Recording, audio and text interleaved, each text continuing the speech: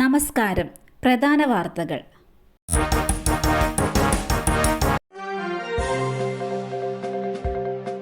India Pak സംഘർഷം, cyber സുരക്ഷ ശക്തമാക്കി ബാങ്കുകൾ. ഇന്ത്യ പാക് സംഘർഷത്തിന്റെ പശ്ചാത്തലത്തിൽ സൈബർ സുരക്ഷ ശക്തമാക്കി രാജ്യത്തെ ബാങ്കുകൾ. പാക് ആക്രമണത്തിന് പിന്നാലെ അതിർത്തി പ്രദേശങ്ങൾക്ക് സമീപമുള്ള ബാങ്ക് ശാഖകളിൽ കഴിഞ്ഞ ദിവസം സുരക്ഷ ശക്തമാക്കിയിരുന്നു.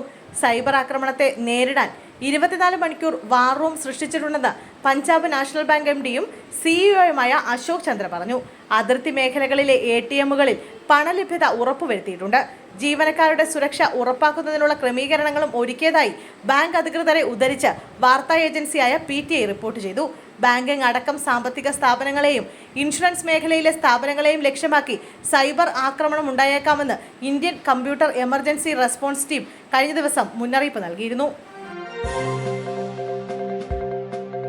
ഭീമൻ മരം കടപുഴകി വീണു. കോഴിക്കോട് കോൺക്രീറ്റ് ജോലി ചെയ്തിരുന്ന 4 തൊഴിലാളികൾക്ക് അത്ഭുത രക്ഷ. കോഴിക്കോട് മുക്കം മരഞ്ചാട്ടി റോഡിൽ കുമാരനെല്ലൂരാണ് അപകടമുണ്ടായത്. ബംഗാൾ സ്വദേശികളായ മുഹമ്മദ് നൂറുൽ ആലം, ബാബു, ജമാൽ, ലുക്മാൻ എന്നിവർക്കാണ് പരിക്കേറ്റത്. 4 പേരും നിസ്സാര പരിക്കുകളോടെ അത്ഭുതകരമായി രക്ഷപ്പെടുകയായിരുന്നു. ഇന്ന് ഉച്ചയ്ക്ക് 3 മണിയോടെയാണ് സംഭവമുണ്ടായത്.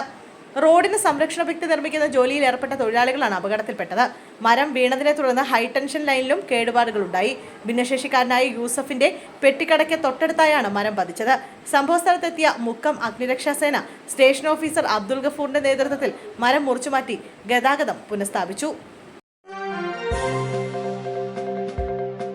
പഞ്ചാബിലെ ഫിറോസ്പൂരിൽ പാക് ഡ്രോൺ ആക്രമണം. ഒരു കുടുംബത്തിലെ 3 പേർക്ക് പരിക്ക്. ഫിറോസ്പൂരിലെ ജനവാസ മേഖലയിലാണ് ഡ്രോൺ ആക്രമണം ഉണ്ടായത്. ഒരു കുടുംബത്തിലെ 3 പേർക്ക് പരിക്കേറ്റതായി NIA റിപ്പോർട്ട് ചെയ്തു. ഇവരെ ആശുപത്രിയിൽ പ്രവേശിപ്പിച്ചിട്ടുണ്ട്. അവന്തിപുരയിൽ ഡ്രോൺ വെടിവെച്ചിട്ടു. അതിർത്തിയിലെ 3 ജില്ലകളിൽ നിന്നുള്ളവരെ ബങ്കറുകളിലേക്ക് മാറ്റി. അമൃതസറിൽ 4 ഡ്രോണുകളാണ് ഇന്ത്യൻ സൈന്യം തകർത്തത്. അമൃതസർ വിമാനത്താവളം മെയ് 15 വരെ അടച്ചിടും. ഡ്രോൺ ആക്രമണത്തിൽ പരിക്കേറ്റവരിൽ ഒരു സ്ത്രീയുടെ നില ഗുരുതരമാണ്. അവർക്ക് ഗുരുതരമായി പൊള്ളലേറ്റിട്ടുണ്ട്. മറ്റ് 2 പേർക്കും പൊള്ളലേറ്റിട്ടുണ്ട്. അവരെ എത്തിച്ച ഉടൻ തന്നെ ചികിത്സ ആരംഭിച്ചു. ജമ്മു കാശ്മീരിലെ പല മേഖലകളിലും സ്ഫോടന ശബ്ദങ്ങളും സൈറനുകളും കേട്ടതായി റിപ്പോർട്ടുണ്ട്. നിർത്തിയിട്ട കാർ ഉരുണ്ടിറങ്ങി. 2.5 വയസ്സുകാരന് ദാരുണാന്ത്യം. മലപ്പുറം കീഴുപറമ്പ് കൂറ്റൊലി മാട്ടുമ്മൽ ഷിഹാബിന്റെ മകൻ മുഹമ്മദ് സഹിനാണ് മരിച്ചത്. അരീക്കോട് വാക്കല്ലൂരിലെ മാതൃസഹോദരിയുടെ വീട്ടിൽ വിരുന്നിന് വന്നതായിരുന്നു സഹിൻ. അടുത്ത വീട്ടുമുറ്റത്ത് നിർത്തിയിട്ട കാർ ഉരുണ്ടിറങ്ങിയാണ് അപകടം സംഭവിച്ചത്. കുഞ്ഞിനെ ആശുപത്രിയിൽ എത്തിച്ചെങ്കിലും രക്ഷപ്പെടുത്താനായില്ല. പാകിസ്ഥാന് സാമ്പത്തിക സഹായം നൽകരുത്. IMF വോട്ടെടുപ്പിൽ നിന്ന് ഇന്ത്യ വിട്ടുനിന്നു. സാമ്പത്തിക സഹായം പാകിസ്ഥാൻ ഭീകരവാദത്തിന് ഉപയോഗിക്കുന്നുവെന്ന ആരോപണം. പാകിസ്ഥാന് നേരത്തെ പ്രഖ്യാപിച്ചിട്ടുള്ള 7 ബില്യൺ ബെയിൽഔട്ട് പാക്കേജിന്റെ അടുത്ത ഗഡുവായി 10,000 കോടി രൂപ അനുവദിക്കുന്നതിനായി IMF ഡയറക്ടർ ബോർഡ് യോഗം ചേർന്നത്. ഈ യോഗത്തിലാണ് ഇന്ത്യ ശക്തമായി എതിർപ്പുന്നയിച്ചത്.